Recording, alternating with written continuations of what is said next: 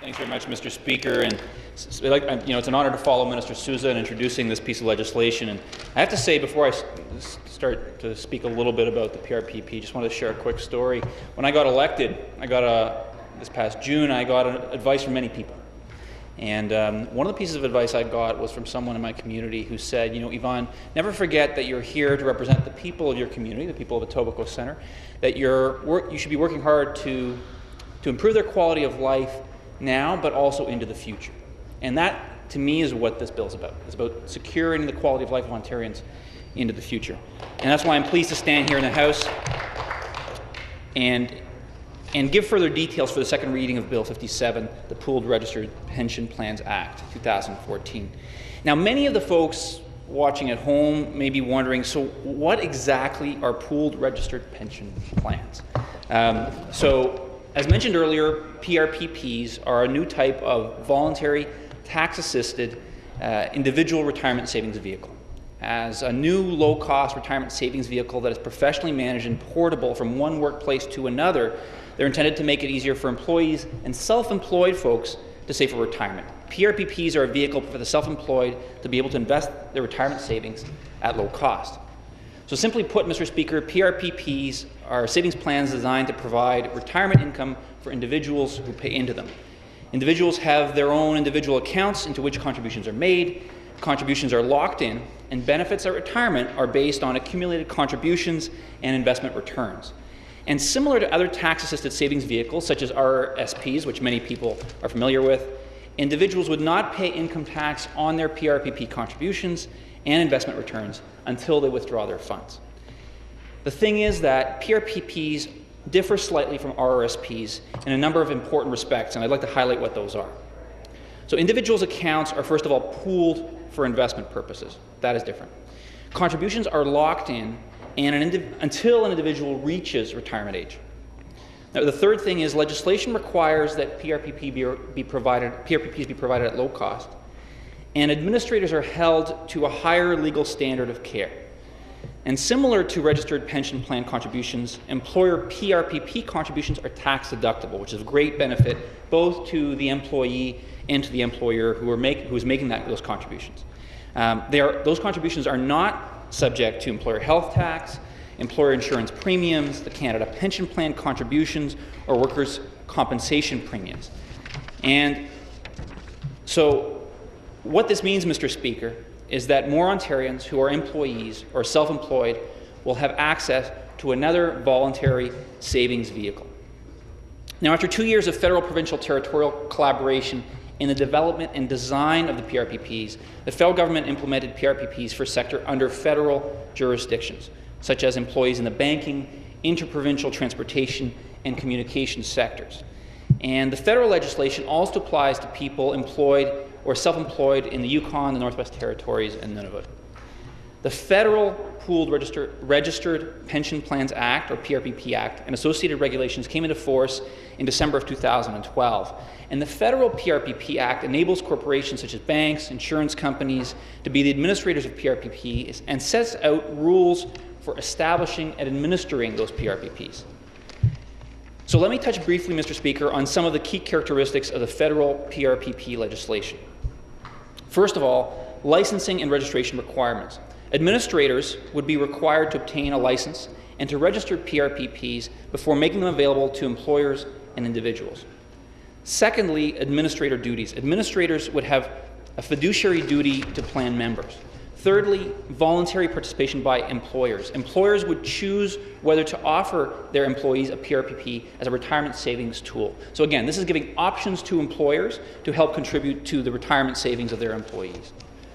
Automatic enrollment of employees. So where an employer elects to offer a PRPP, enrollment of employees would be automatic unless an employee chooses to opt out within a 60-day period. So again, employees are offered the PRPP by employers who choose to do so, but again, have the option of opting out if they don't see it to their individual benefit. So there's a lot of flexibility there, Mr. Speaker.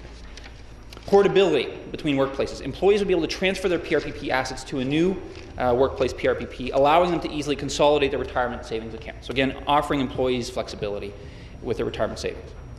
In terms of setting contribution rates, PRPP members' contribution rates will be determined by the administrator.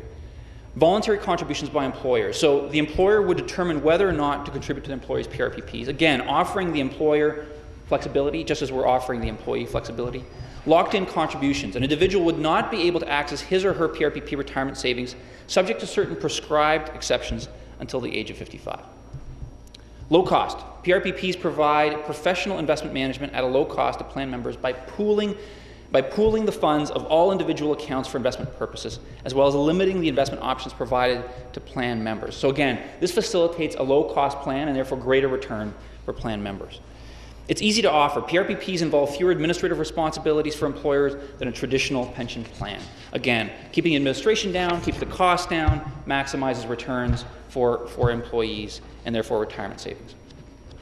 Now, let me clarify, Mr. Speaker. Legislation must be passed by each province before PRPPs can be made available to individuals employed in provincially regulated sectors and self-employed individuals working in the provinces. As a result, PRPPs will not be available to the majority of Ontarians until legislation is passed by this House and proclaimed in force, and once supporting regulations have been made.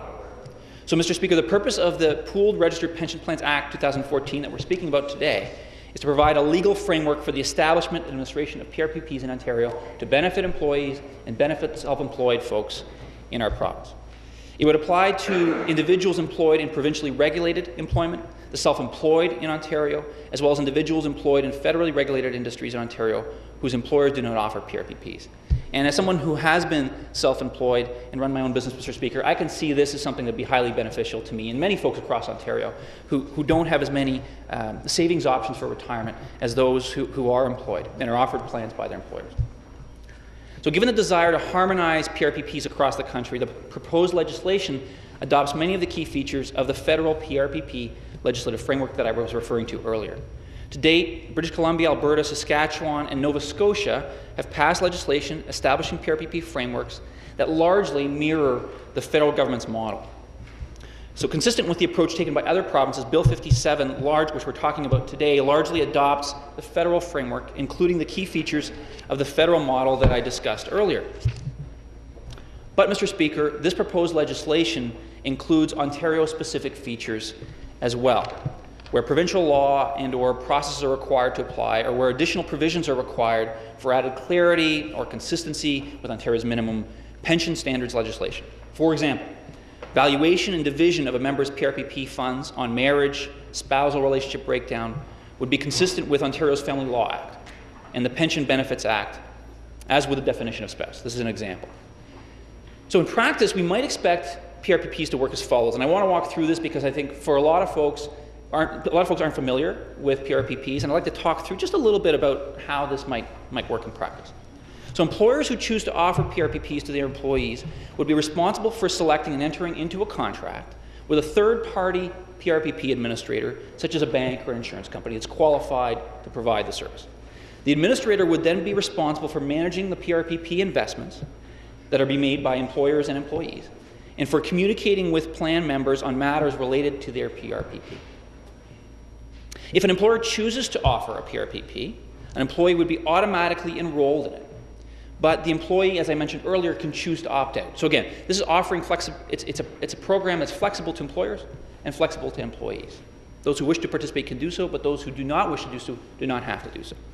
Employee contributions to the PRPP would be made through automatic paycheck deductions. The employer would be required to deduct and remit their employees' contributions to the administrator. So again, it's a relatively straightforward process. It's something that many employers are doing already, and employees are accustomed to having done. So again, it's seamless and something that would be relatively makes it easier to implement and easier for employees as well. Individuals who do not participate in the workplace PRPP, such as self-employed individuals, for example, would be able to enroll themselves in a PRPP of their choice. And in this case, an individual would contact the PRPP administrator to join a plan and would make contributions, again, through automatic payment plan with their financial institution, like so many of us do on a daily basis with our financial institutions, with our banks, to make payments and make savings contributions. And again, Mr. Speaker, as someone who has been self-employed, I have to say that, and who did look at savings options, there were a limited number of savings options here, and I'm excited about this piece of legislation because I know there are a lot of folks out there in Ontario who are self-employed. In fact, that number is growing. and offering this provides them with an option that is much needed to address some of the issues that Minister Sousa talked about in terms of addressing the retirement savings gap. Now, each administrator would be responsible for designing its own PRPPs. A plan administrator could choose to offer one or multiple PRPPs, depending on the marketing strategy and whether it sought to tailor its PRPP for specific employers. Administrators would have the option of including different investment options to reflect the varying risk profile of the people who are contributing, of its members. A default option would be applied to members who did not make a choice or an investment option within a specific time frame.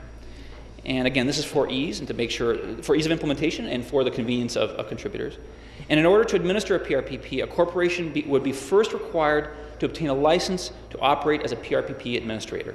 And to do so, the corporation would need to satisfy conditions that will be set out in regulations. Again, making sure that the highest standards are met in the administration of PRPPs. Our government, Mr. Speaker, recognizes that increasing retirement savings in the province is a complex challenge that requires a multifaceted approach. Establishing pooled registered pension plans is just one step in the plan, which will encourage investment in voluntary retirement savings tools. You know, in the last few months, I've had many conversations with people in my community who've talked about the retirement savings gap, and many people acknowledge that retirement savings gap. In fact, I have a community with one of the largest percentage of seniors in the country, and I meet with many seniors who have been the beneficiaries of savings plans or have put money away, but I also have met many seniors who struggle to make ends meet. And this is one tool in the toolkit that we're introducing to make sure that the people who could be putting aside money today, like people like myself, do so that when we are seniors, we can provide for that quality of life that we enjoy today and that we deserve. When I started speaking, Mr. Speaker, I started by sharing the advice that I got from my constituent who talked about the fact that we're here, that I should be here to ensure that we're improving the quality of life of people today, but also into the future. And this bill, to me, is an important component of doing just that, of helping to secure the prosperity of Ontarians into the future. And so that's why I asked the members of this Assembly to support this Pooled Registered Pension Plans Act 2014. Thank you, Speaker. Thank you.